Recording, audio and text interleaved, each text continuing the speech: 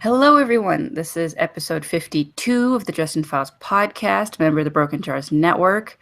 We do have a little bit of news to start us off, and it's actually a little sad in the fact that the forum looks like it's shutting down.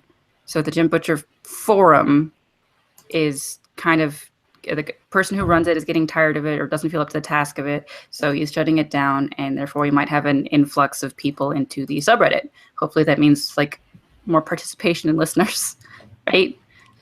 Maybe. I mean, just want to encourage everyone to be on their best behavior. Make sure you read the subreddit rules, so I don't have to go out and whack you with my mud stick. That's what the black staff is for, right? Yeah. Yeah.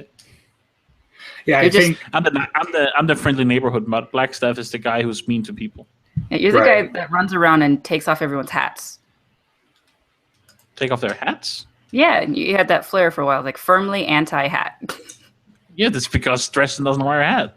Yeah, it was like, right? You're not going to let anyone else wear hats in this subreddit, right? Yeah. So it's too bad. Like the forum's been around for a long time, right? Like, since way before I got in. Like I never really used the forum. I was always on Reddit because I was on Reddit before I got into the Dresden Files.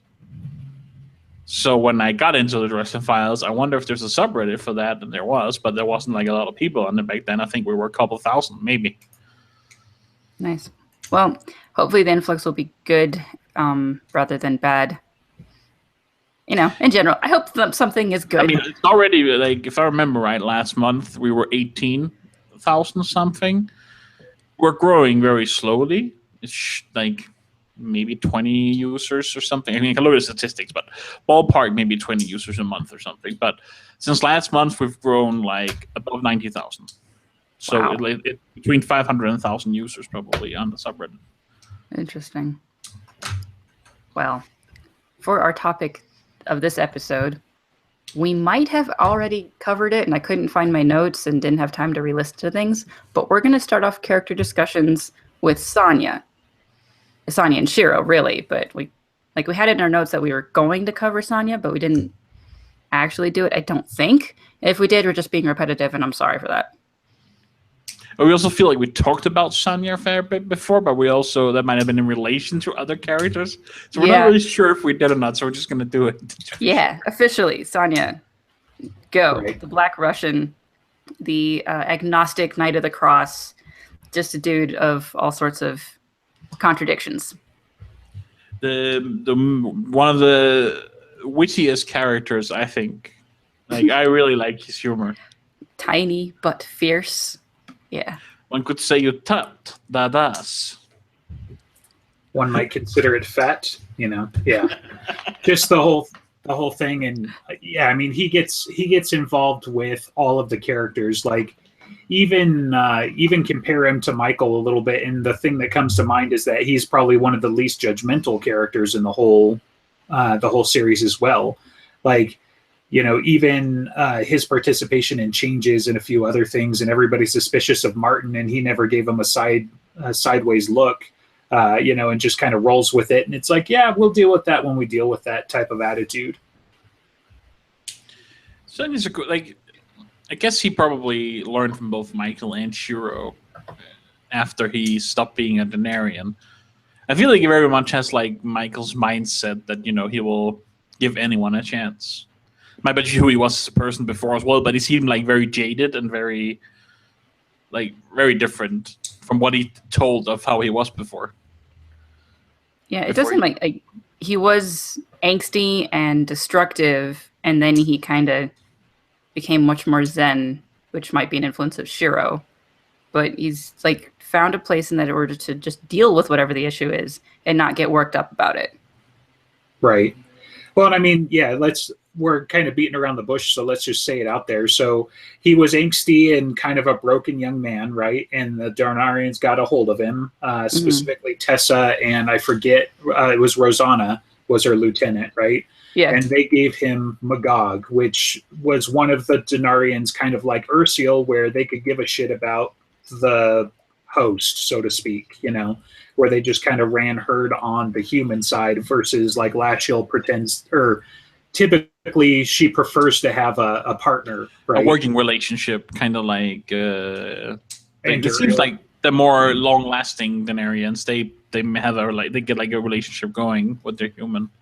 Well, yeah, I mean, you can kind of tell the difference is if you refer to them as Tessa instead of whatever her coin is, then they're probably the humans mostly in control. Whereas if you refer to them as Magog and, Shark Face, or not Shark Face, what am I thinking? Thorned Namshiel? Yeah, that was the one. Yeah, it was one of the guys I was thinking of, but I also got Cassius was the other, right? Mostly we learned him, along the way, and mostly because he loses his coin. So they call him Snake Boy most of the time in Death Masks. So that's what the good guys refer to him as. I don't think we hear.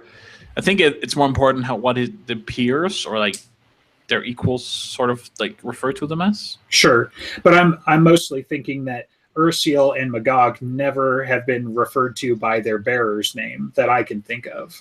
We do know what Ursiel's bearer's name was, but the only thing we see him do.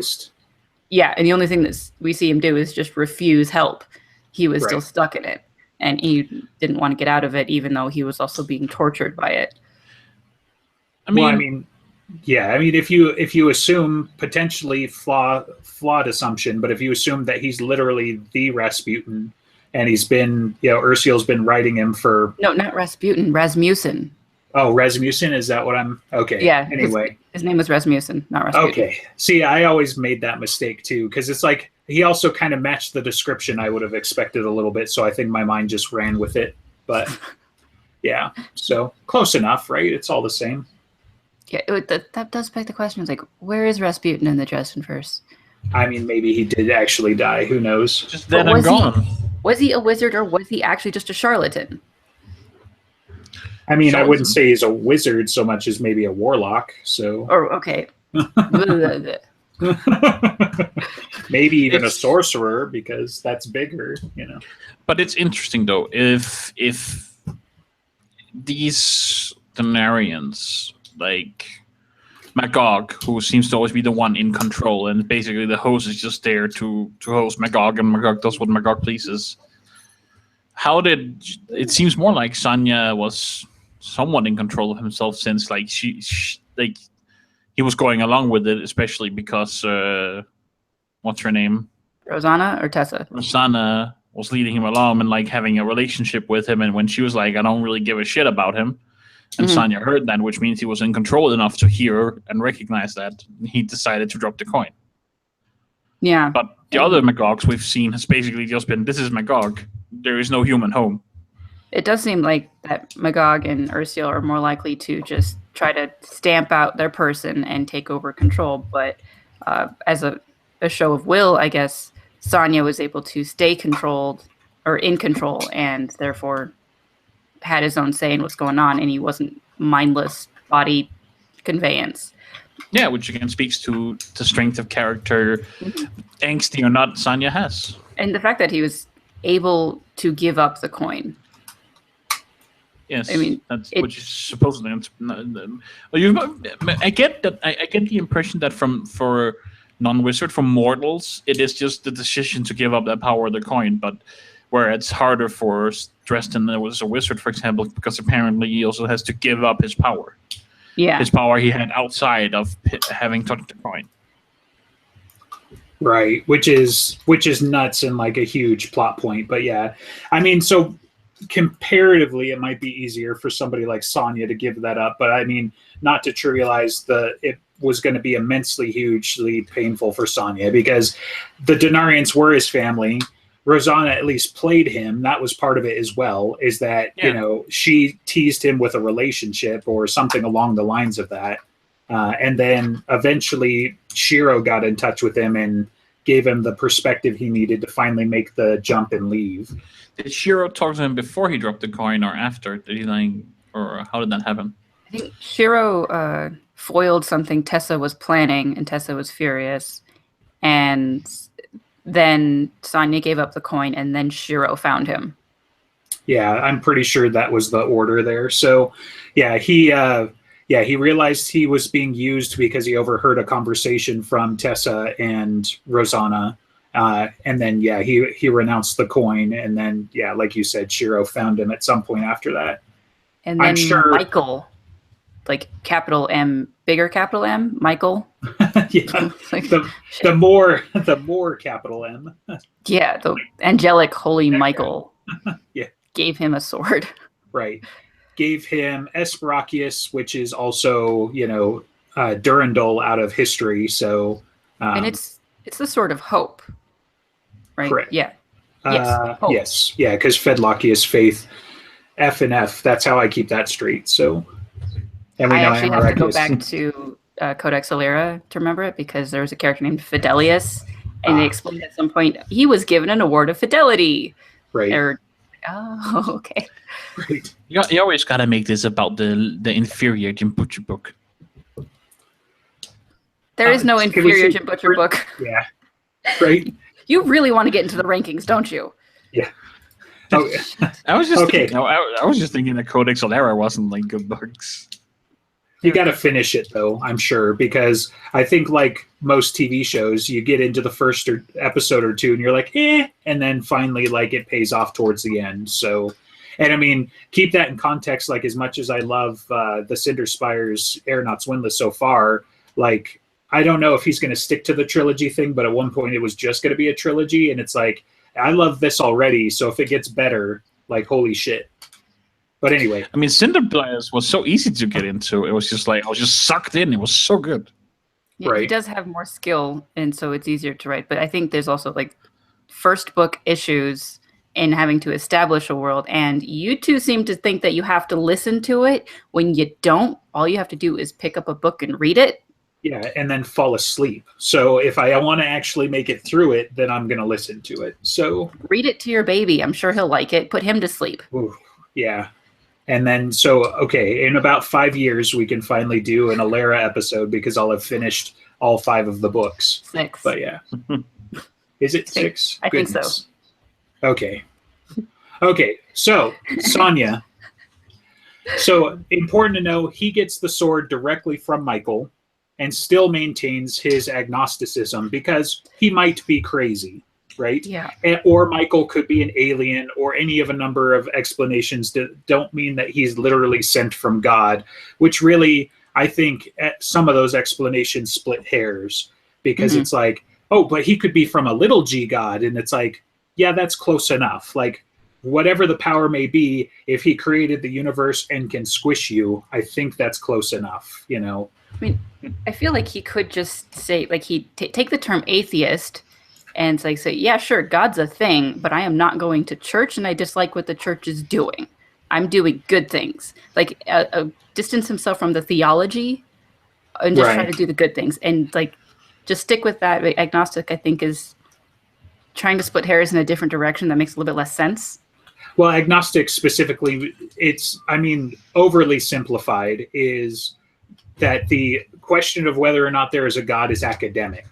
And so, yeah, you should do good things and then you'll find out, type of thing. So it's not the same as having, necessarily having faith that there is a God, whereas Sonya takes it to a further standpoint, and he argues against it in a way, by saying, well, he could be God, or he could be an alien, or he could be, a bunch of other different things. And so, yeah, But it's kind of an he has power.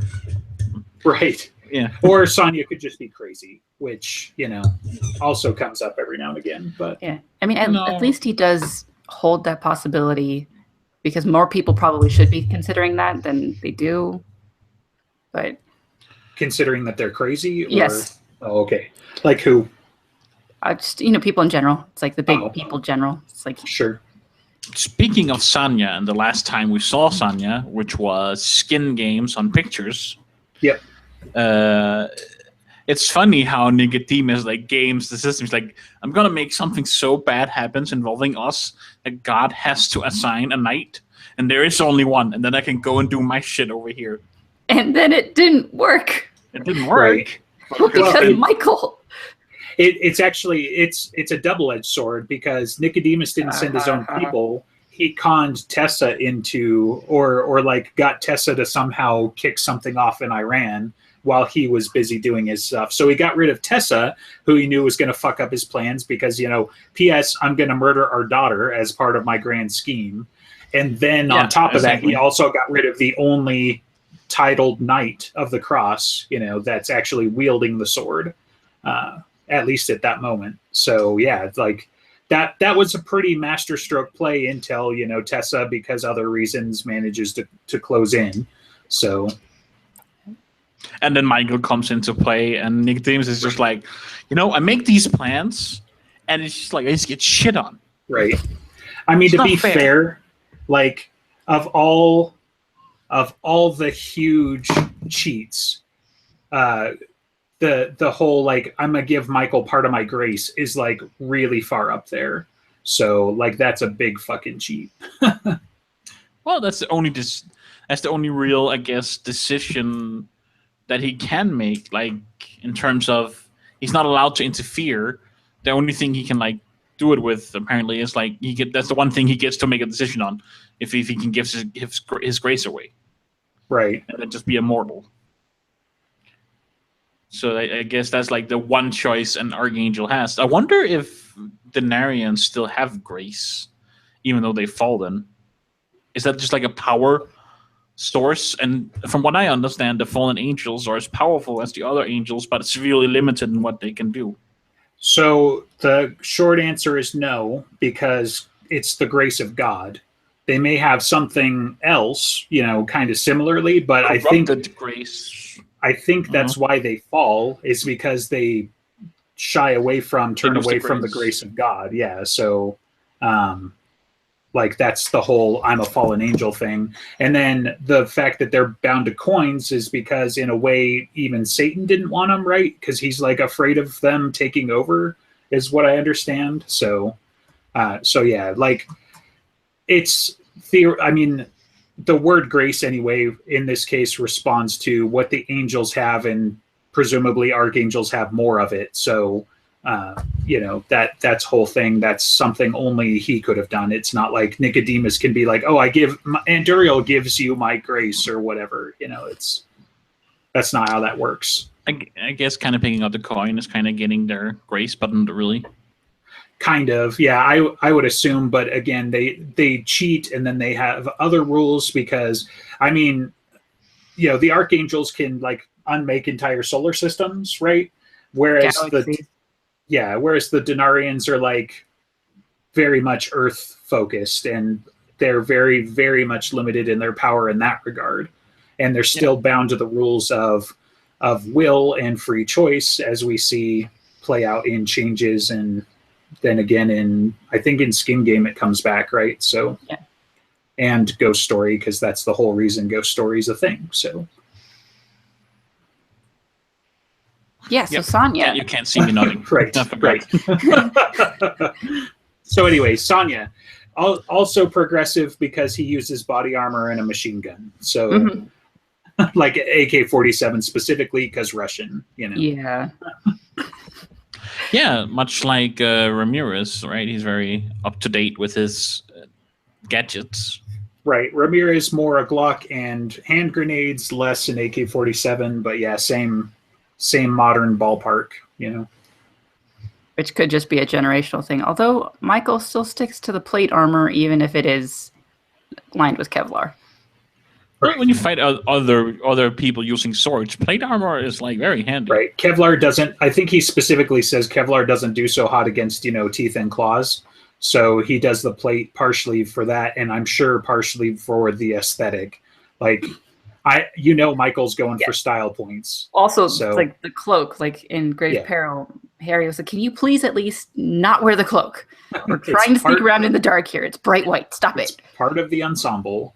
So, well, that in Amarakius, all the time gets referenced as a cruciform sword. So he doesn't necessarily even carry around a spare cross. He just uses the sword as his holy symbol, in a way, to borrow D&D terminology. But yeah, and Sonya just kind of seems to do away with it. Like, he has the modern things. He has the sword. He's happily using his AK-47, though. And he seems to not need the amount of holy power that Michael uses more regularly. Or maybe he can't use it.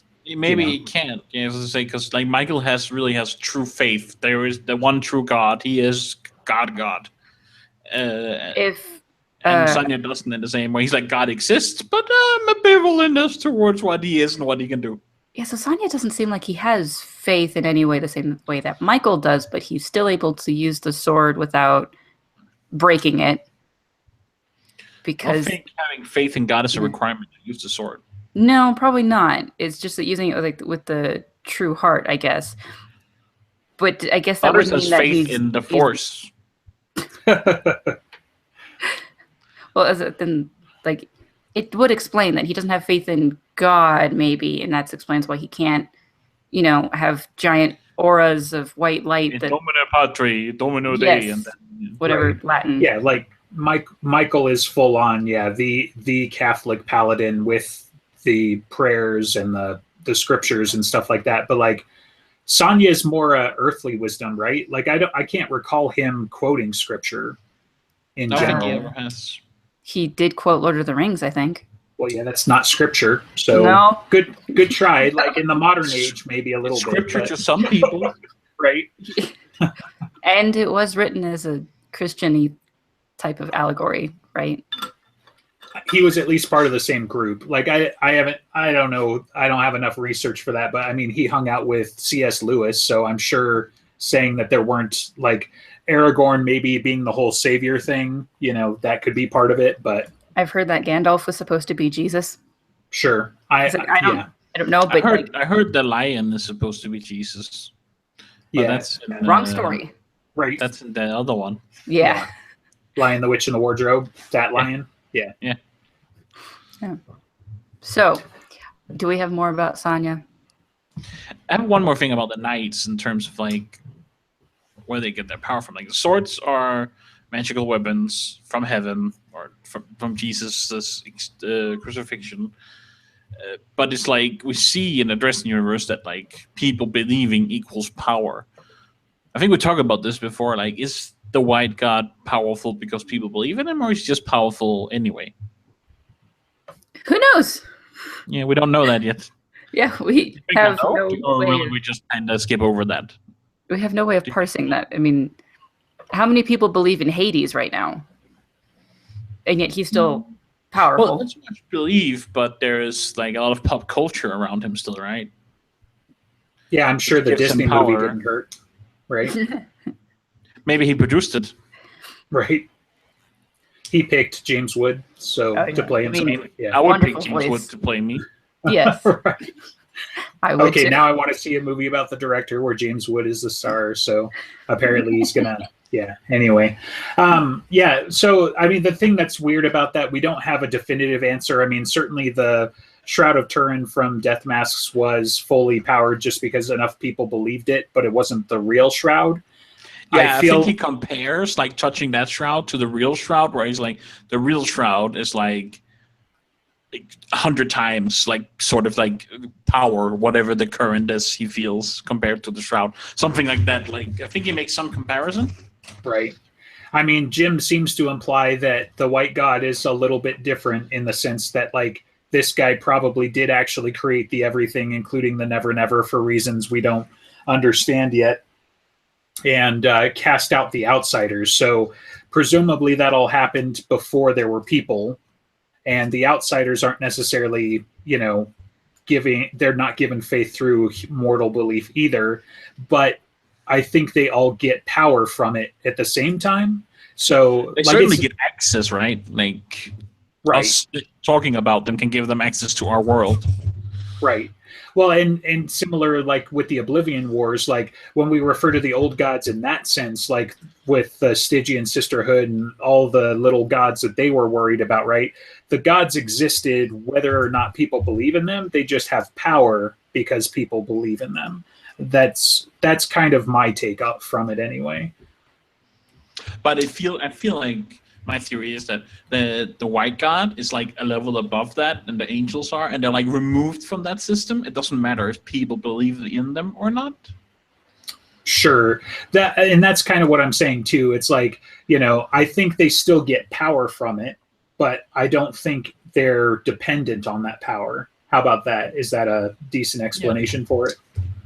Yeah. It's just I was mostly what I was like wondering what. I wonder if we'll ever get that answer in the books, or if like Jim's probably thought about it, so maybe he'll just word of Jim it. I think we're going to have to, because in Skin Game he's really stepped in it as far as P.S. It's not just the swords and like and the Shroud of Turin running around. Like there are other artifacts.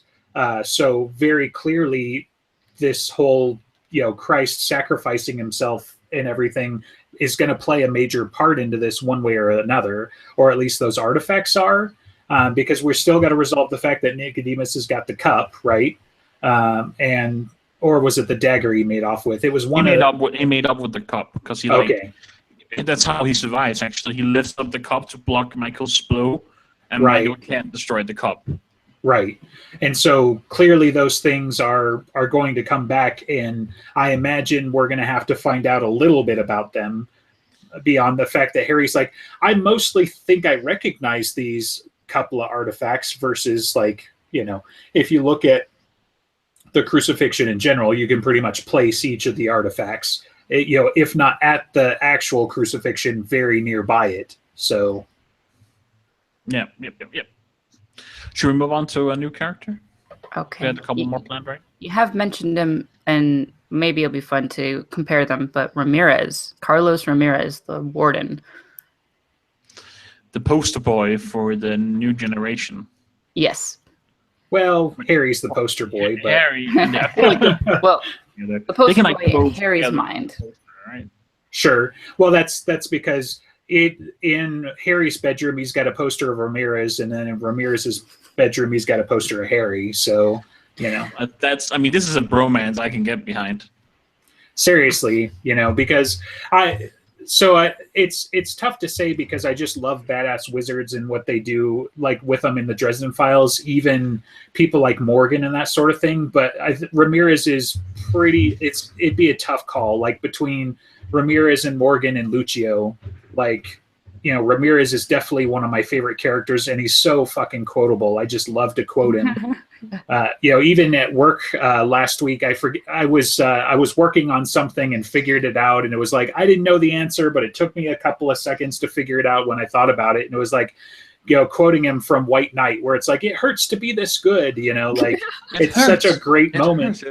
Yeah. Which, by the way, has one of the best entrances in any literature. Like, where they're just like, they're standing up listening to all this, like, and then Harry gets, I don't remember what they say. They say something about the wizards or something, and Harry's just like, well, if that ain't a straight line, I don't know what is. And it was like, they go with us. It's so good. Right. And he has the fire red carpet, where he basically hits his staff and follows the fire. And so that's such a good entrance. Right. And we don't have this confirmation, and it's probably not as far as I'd like to see it, at least not so far, but they seem, Ramirez is definitely grown in the ranks, since we've seen him, like, spoilers for Peace Talks potentially. So give you a 3 count to plug your ears on that one. But part of it is that Ramirez is coming to Harry to get his, to get his help running White Council security. So if he's not like the captain at this point, he's probably, if Lucio's still the captain, he's her right-hand man, so to speak. Because I thought Morgan took over for her up to like right after Turco. Yeah. So I don't know if they put her back in. She's the captain. Well, she's like the commander. She is the de facto leader of them. But after her mind thing, they're like, she's kind of taking a back seat. I don't know why they want that.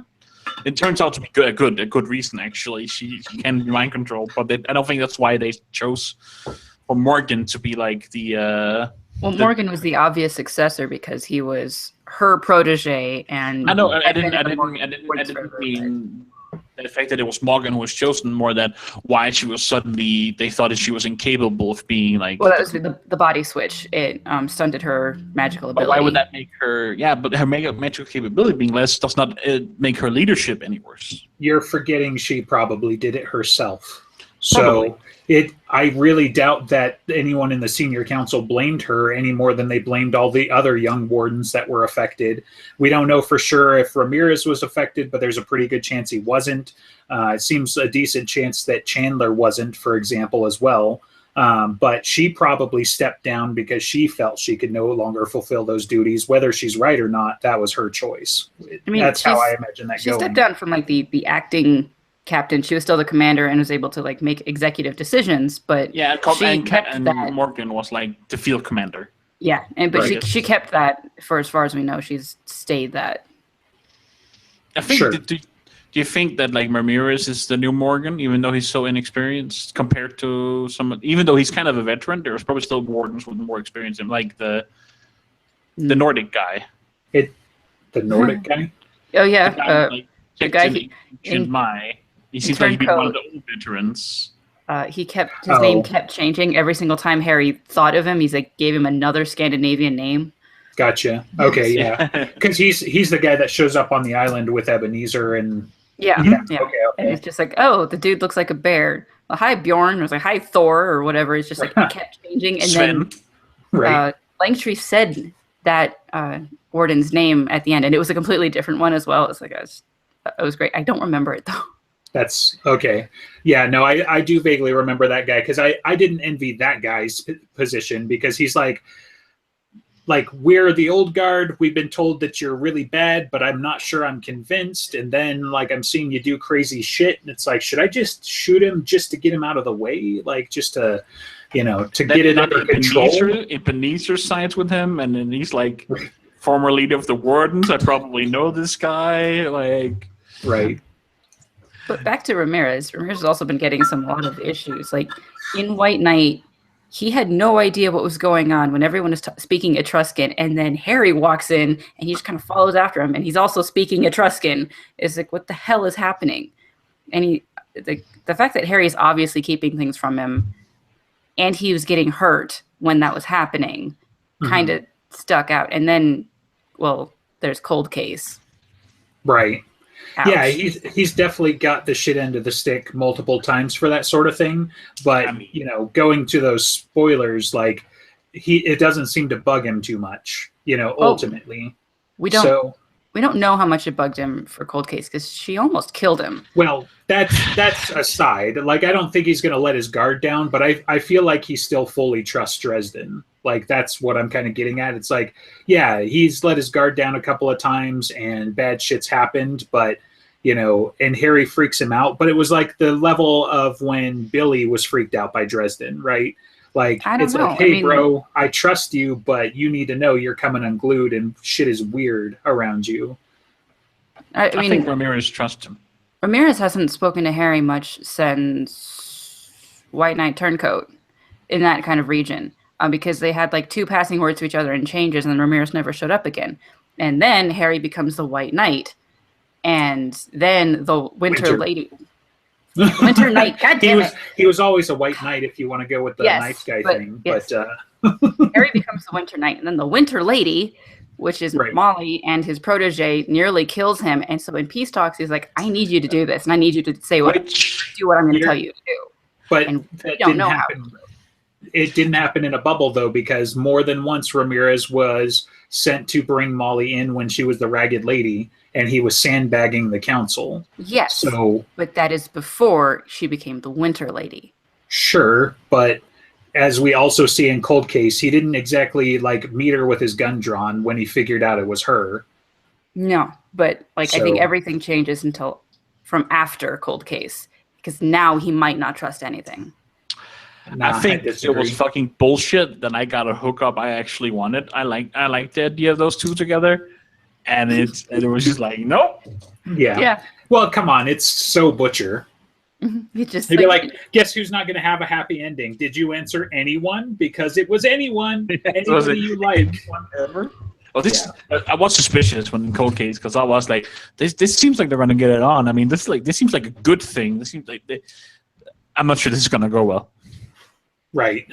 Yeah. So I love Ramirez from the moment that he shows up in Deadbeat with his Glock and his 3 round grenades. And, I mean, come on. One of his first like real quotes that doesn't have to do with the squad is like, "Look, anybody who lets me ride his dinosaur can call me Carlos." Like, come on. So, just he's got the same kind of like charm and snark that Harry does in a lot of ways. So, and I'm sorry, just without going back into the spoilers, like you read the first chapter, right? Like, and. Maybe it's a word of Jim that I'm thinking, because I don't know. Yeah, it is the chapter. So anyway. So he wasn't even fully healed in that chapter. No, he was limping, and I think he had a cane or something like that. He was still fucked up. We think he got started and then got stopped by the mantle. I'm just thinking if he's a virgin or not anymore. Oh, jeez. Yeah, it's unfortunately just because it puts that needle underneath that fingernail just a little bit further. I think he's still a virgin. Yeah, so. Because I was like, when they were going to get it done, I was like, yeah, go Carlos. Yeah, so, here we go. Like if he was still a virgin when he got to Molly, because I mean, still that's something else that since White Knight it's been several years, so it's tough to say. But yeah, well, that's a hilarious scene, by the way. Because it puts Did you bring me a snack? Because it hurts a little bit more if he was still a virgin. I'm thinking that he was still a virgin. Right. Yeah, for sure. Like if I had to bet on one or the other, this is why my reasoning is he's still a virgin. Yeah. So because that's still going to come back somewhere somehow, and it is just sad. Like only Ramirez has a sadder like relationship status than Harry Dresden, because at least Harry's got it on with somebody. Well, I mean, being a virgin is not a bad thing, but sure. The fact that he goes on and on about like all of the women he slept with, and it's like as long as the pants come off, and it's like you're a virgin. You've been rubbing all of that in my face, and you're a fucking virgin. It's such a classic kid thing, though, too, right? Like you go hang out with your friends, and they're like, "Oh man, I drink so much," and you've never had a drink in your life, and it's like, "Oh yeah, me too. I'm so hungover right now." You know, like giving all the kids non-alcoholic beer. Right. Yeah. Like, oh man, I've had so much sex. You wouldn't believe the sex that I've sexed. There's just so much sex. Yeah. And I mean, Ramirez, again, it's probably has a lot to do with like his friends and his upbringing, right? Like, you know, we were talking about that anyways. The whole he's the 20-something from LA, or at least was, you know. Mm-hmm. So. Yeah. So, do you think he's Catholic, or is that just an erroneous assumption on my part because he was from LA? If he's anything, I would say he's Catholic. Like, you know, it's possible he's as agnostic or non-committal as Harry is, right? You know, and even Harry, I wouldn't say he's agnostic. Like he just he knows better. He just doesn't take up the faith, you know? Yeah. So whatever the word is for that, you know, you could say heretic probably in some circles, but like Ramirez might be the whole, like, I have faith in myself more than an outside power. But yeah, if he's anything, my money would be that he's Catholic. And I'm not sure that it's been brought up before. So it's an interesting idea.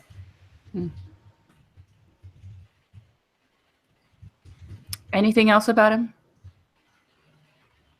He does entropy magic. Yeah, his magic was kind of interesting. Like, I remember green things and like watery something, and then like, okay, that's a shield. Right. It's different than what I expected, but okay. Yeah, and we get a lot better confirmation in. I mean, I'm pretty sure it was well established beforehand, but in Cold Case, that definitely works for him. You know, so you see that it'd be like, oh, water magic, ooh, you know, that's my shtick, guys. Like, try again. But the way his shield worked in White Knight was amazing. I almost did your thing. I was going to call it Winter Knight. So, but yeah, just the whole like, oh yeah, you shot bullets at me, but the shield doesn't stop them with blunt force. It stops them by like breaking them up into tiny little dust particles and shit like that. So, which makes better sense. I mean, if you have a hard thing that they can ricochet off, they can still hurt something. Right. Well, it's the style of magic, and it also says a lot about their personality, and it might also say something about their skill levels. Like Ramirez is a lot more finesse based than Harry is, whereas Harry is like everything is brute force. You know, grab hammer, hit rock, His shields stop things with brute force. Even in Skin Game, after all of the experience he's gained and all the times his shields bit him and all of these other things, he's still like, oh look, you've got chain guns over there with your 50 caliber rounds. Yep, gonna use the shield again. We're just gonna hold this until something gives, and it's probably gonna be me, and then we make it out somehow. Like that's just Harry's whole shtick for that. I mean, I wonder if Harry, like with Ramirez being able to make a shield, they're gonna just be like poof, and it disintegrates, and which seems very efficient versus how Harry does it. But then his affinity might just not lie there. Being able, he just can't do that kind of magic. I think Ramirez's shield, in a lot of ways, seems stronger, but you would have to be able to do. I think it would be good if Harry could do both. So, like, for some things, he just put up the disintegration shield, and for other things where it might not be so handy, he can do his usual shield. Right. Well, and a lot of that probably has to be the way that he was taught, too. I mean, if you go back to Demorne, like, he got baseballs thrown at his head, and so, he was just... rocks thrown at him. Morgan had rocks thrown at him. So do you think Morgan's shield is more of a brute force thing, or do you think it's more elegant? I would imagine Morgan doing like a physical, like he makes rocks come up from the ground and block stuff. I don't know why, but I thought that was like almost like an earthbender. Right. Well, yeah, because he was definitely an earth magic master, so he did plenty of crazy shit with earth magic. Yeah. Speaking of teachings, we don't know who Ramirez's teacher was, do we? That is unknown. We know that the teacher was there at that first meeting where they're like, should we give Harry to the blood court, the red court? Because he was in his brown robes and was laughing his ass off at Harry. So his mentor would have had to have been there, right? Yeah. Yes. But yeah, we don't know. So that's a good question for Jim next time he comes on. If we don't know by now, then, or maybe he'll be like, I'm not going to tell you. Then it's an important plot point. Right. It's Cal. Cal is his teacher. Fuck. Right. Surely a wizard can like magically change their voice to be female or male. There's gotta be like a magic for that. Probably. I mean, Lucio has a coffee spell. Yeah. Right. I'm still so happy about that. Right. I guess if you like coffee. I do like coffee. Blech. You just need to find the right kind of coffee, Andreas. Yeah. You say that. People I do say that a lot. I have yet to find anything of that. Well, that's not entirely true, but I mean, that's basically not coffee. I like iced coffee, but that's just like, it doesn't taste of coffee. It's just like sweet and milky. That's still coffee. Kind of with a coffee aftertaste, which is not great. Do we have anything more about Ramirez, or shall we move on to another character? No. I got nothing more to add to him. Okay, next on our list is Fort Hill, who at least we know is definitely Catholic. Pretty sure. Yeah. Yeah, we have a lot of evidence for it, but maybe it's not fully confirmed. You never know. I mean, Fort Hill is actually Carl. Yeah. He was a cultist, so, I can't wait to find out who Carl is. It's going to be that one person nobody thought it was going to be. Right. The cultist thing in Death Mask was kind of flimsy. The fact that Fort Hill, of all people, has a tattoo because he was in a cult 40 years ago. I'm mostly joking. It's not fully a cult, right? So no, but to say all the words right instead of assume everybody knows what we're talking about, but it comes up in it was Death Masks, right? Yep. Yeah, right, because it turns out that Vincent was Cassius, wasn't he? Yeah. Yeah, and that they had offed the actual Vincent. So they had the tattoo of the Eye of Thoth because they had all gotten together, like some of their priestly college buddies or whatever from the academy got together and killed a vampire, and so then they did it. So but they drifted apart. Like they're the furthest thing from a cult. Like maybe you could say they were like a sect of Catholicism in a vague way, but like not at all sanctioned. In actuality, they were just a bunch of friends in college that got a tattoo together. Right. And knew about the supernatural. Apparently. But that as a plot point that allowed Harry to figure out what was happening in Death Mask was particularly flimsy. Sure. I mean, I thought it worked out fine. So. I mean, I thought it was fine. I guess this is writer Alex talking. Kind of. Yeah, it's just like... Right. Have you not caught on to the fact that like there's a ton of times where it's like Harry really needs to figure this out now, so we're going to have somebody tell him what's going on? Like the same thing happens in Blood Rights where he's talking to Murphy and Murphy's like, what about this thing? And he's like, why the fuck didn't I think of that? It's like, yeah, dude. Yeah, that did happen. And Right. It's also kind of flimsy. I just I don't like things like that. It might be flimsy and you think it's bad storytelling. I think it's kind of realistic because often when I'm sitting with a problem, whether it was coding sometime long ago or it's something else, and someone just comes up, well, how about this? And I was like, fuck.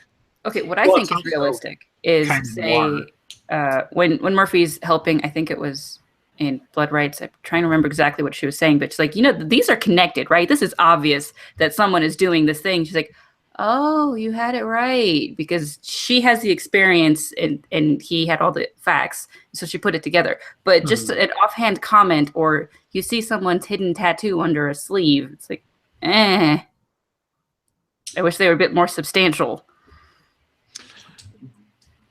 So, like, what would have been a better way to handle that then? I'm not sure.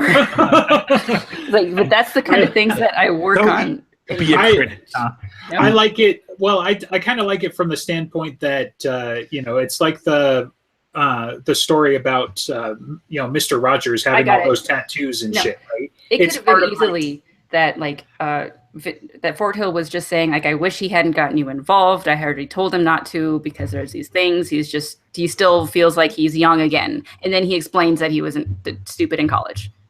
That could have worked. Okay. For me, part of what I was saying there is that I think it's the whole, like, we've got the squeaky clean guy, but the whole I wasn't always a monk trope. And I think that's what he's trying to get in there, is that, like, Fort Hill's got his hands dirty, that he does have some experience and some things like that. I mean, he's a lawyer. He's got a dirty soul somewhere in there. Yeah, that is interesting too. It's like he's done a lot of like, wait, you're a lawyer? Like, you have a tattoo? What the hell are you? Right.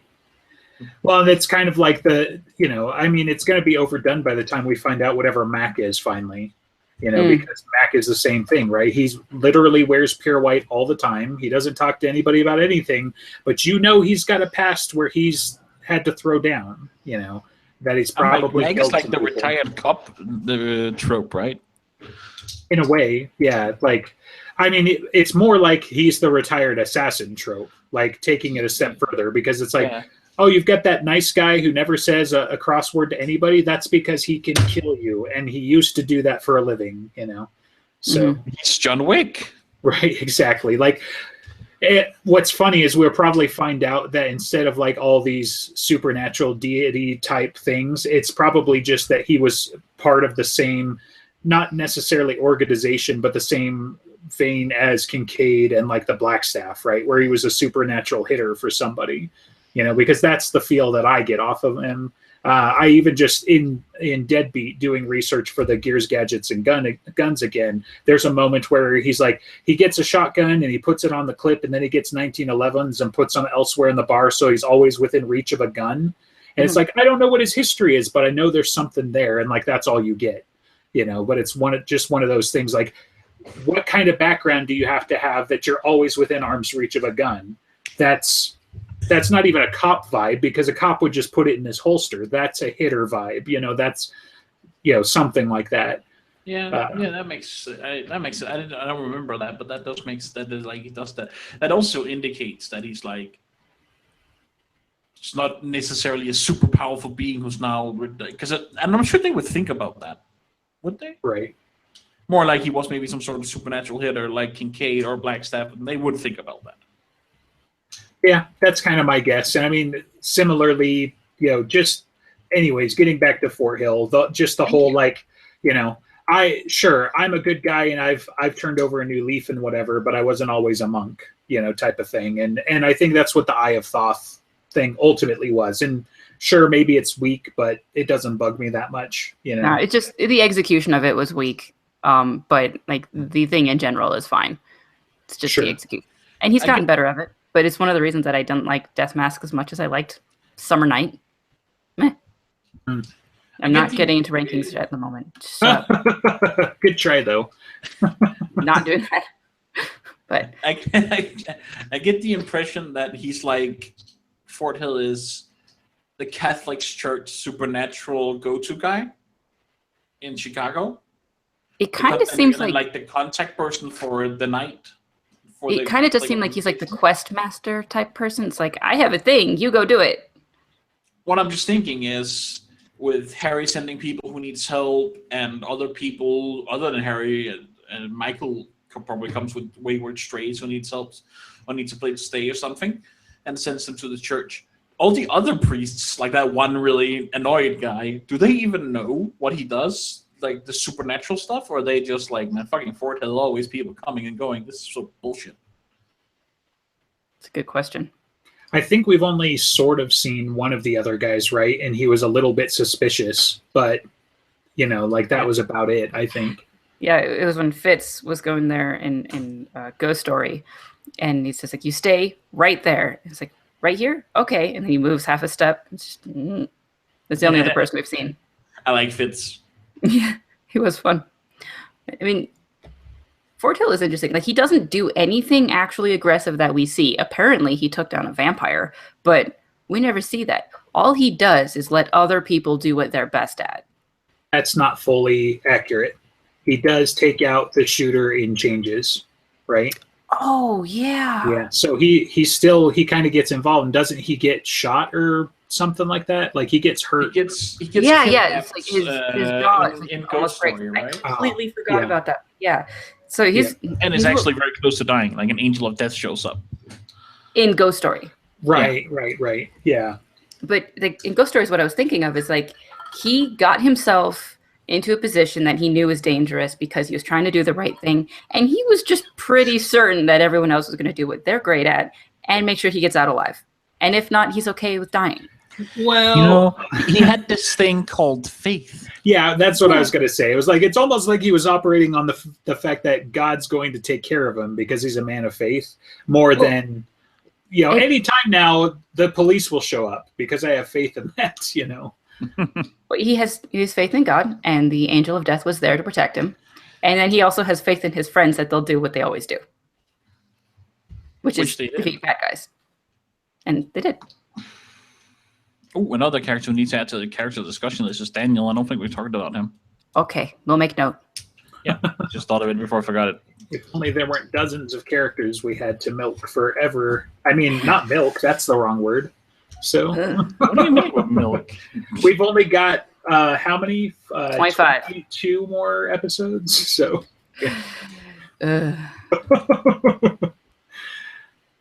it's going to be fine. We'll do research eventually. It just takes a long goddamn time now. We're doing research now. Just, somebody's like, oh, there's only like 900 entries in the Gears, Gadgets, and Guns. Better go through and find every time somebody used a fucking toothpick. So I have a standard of intensity that I did in the starting. Now we have to stick to it, and it's just taking many more months than I expected. We'll get to it eventually. Who do we think Fort Hill was before he decided to become a priest? Often some people who often some of the people who become priests. Well, apparently he became a lawyer. They were like some of them were like really bad people and got kind of saved by faith, and they turn to the cloth. That's a trope, right? It is. Don't know if he did it. It kind of seems like he's been a priest for like 30-something years. Right. So it's kind of like he didn't have much time to do things before that. Do you think he went like education, then college, then lawyer, then clergy school, or whatever it's called? I mean, maybe he always wanted to be a lawyer, to be a priest lawyer in order to help poor people with lawyer priest. things. does the clergy like there's a priest who's a priest, and he's like, I would like to be a lawyer also for the clergy. Do they pay for that? Is that a thing? I don't know. It totally could be. I mean, yeah, jobs do that all the time. Sure. Yeah. I mean, I don't know for sure, but I'm sure it goes both ways. In this case, it seems like Fort Hill was a lawyer first, passed the bar exam, and then for some reason entered the priesthood. I think that's about as much as we know about it. I don't recall a specific catalyzing event. We need Jacob's before brother. he took his vows, he passed the bar based on one line that he said and proven guilty. Right. Yeah. But what he did with it, like what kind of law did he practice? Does he focus on? I assume Daredevil law. Yeah, right. That's what it is. Murdoch thoughts. That was what he was doing. He runs around at night with his... No, not the superhero part, the lawyer part, like, helping people who don't have a lot of money. So, like, that's what I think he was doing, taking cases of banana as payment.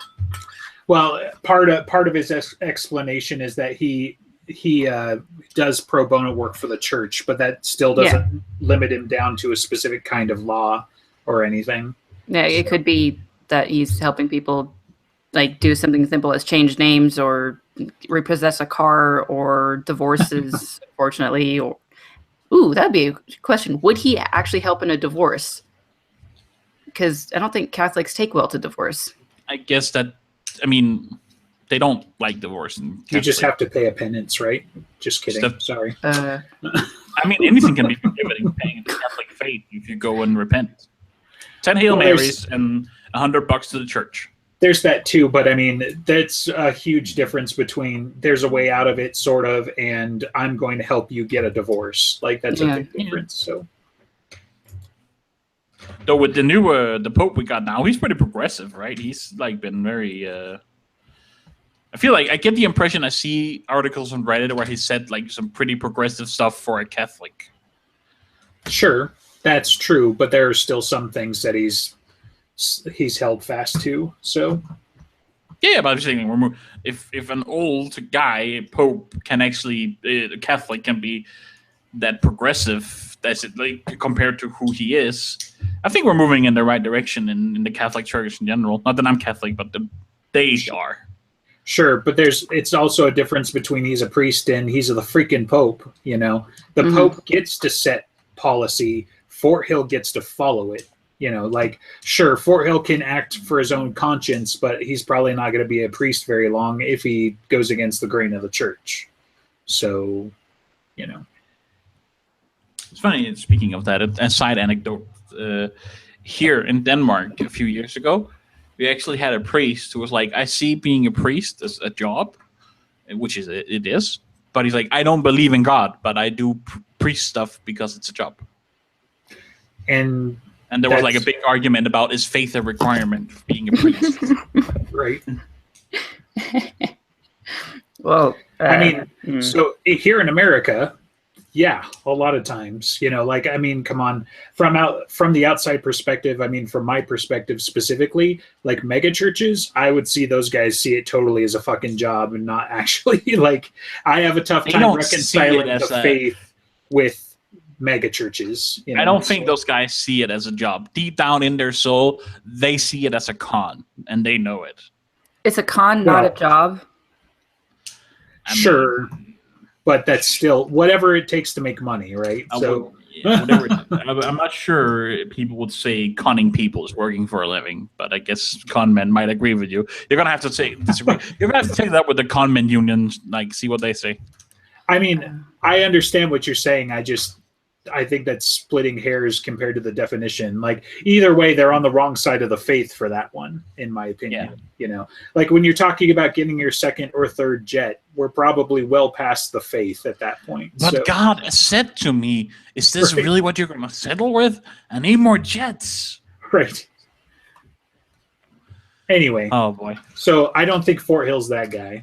No. And yeah, he very clearly says that he does pro bono work, which means he ain't getting paid for that either. So I assume he's doing it on church's time, and he's getting paid whatever he gets paid for the church, which is probably very little. Well, and it's probably also salary because I doubt your priest gets paid by the hour to be up 24/7 helping crazy ass wizards and Knights of the Cross. So Right. So he gets room and board. It's kind of like a warden, right? They just get a monthly salary, right, and you're expected to be on 24/7. right. Which I gotta say, I mean, I would take that job. I would hunt monsters on a salary. So, Boy, do I know a company for you? It's called Monster Hunters Inc. Read the book. right. Thanks for getting that dig in there. It's only been like every episode for the last 4 episodes. I think we've talked about this like over a year ago, and you still haven't read them, and they're so you. Yep, it's true. Yeah. One of these days, you're gonna get there. It's true. Also true. I'm sure it'll happen, but I mean, I had to stop in the middle of books I was reading for my own stuff so I could do research for the show. So, Yeah. and read Dresden Files for like the 4th time. So, Such a burden, right? I know, right? I mean, 4th time in like 4 or 5 years. That's not too bad, but I still got to get the good copy of Ghost Story so I can finish my quote unquote 3rd read through, for crying out loud. So, I actually got a pretty big announcement.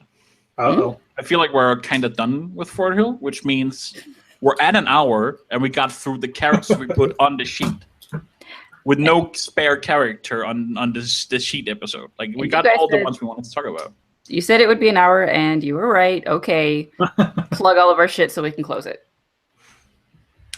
So we're part of the BrokenJars.xyz network, which means that we got, other shows that you could listen to if you're tired of hearing us talk, which you never are, right? So we've got High Fantasy. What are you guys doing on High Fantasy? I was going to get into something maybe a little controversial, talking about politics of current day zeitgeist cultural stuff, not exactly U.S. politics, and how it's affecting publishing. Interesting. It'll be a little bit infuriating, probably. And then Great Scott, a podcast about The Office, right? That's still going on? Yep. Yeah. Season 6 or so, I think. They could be past that. I'm not sure. Okay. And then Dangerous to Go Alone. Yeah. And The Long Haul. Both gaming stuff. Nerdy something. One has kids. Dangerous to Go Alone is like just again general geeky nerdy. It's and we let J Ray on this podcast once in a while because he's great, except for the fact he's never read anything of the Dresden Files. Yeah, we'd love to have him on. Maybe he should read some Dresden Files. Right. If it makes you feel better, I think Jacob picks on him all the time to get him to read. So he has the same talk that somebody on this show has with me about Monster Hunter. So, I don't know what you're talking about. All right. Well, I do think that's it. We have a Patreon. You can give us money and we send you stickers. Other than that, bye. Bye.